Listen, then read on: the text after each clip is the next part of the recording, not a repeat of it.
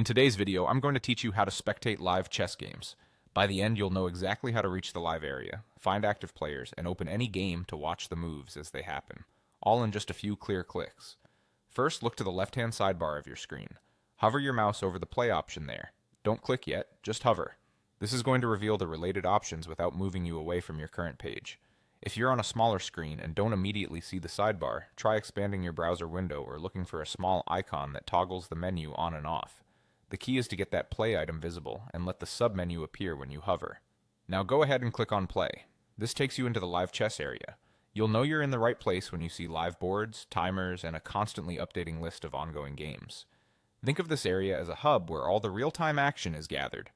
It's designed to show you who is playing right now and what games are in progress, so you can jump in and start watching immediately.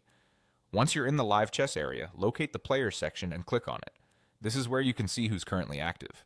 From there, select All Players. Choosing All Players expands your view so you're not limited to a subset.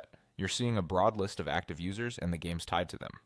This makes it much easier to discover matches at different ratings, time controls, and stages of play, from openings to tense endgames. With that list in front of you, you're ready to start spectating.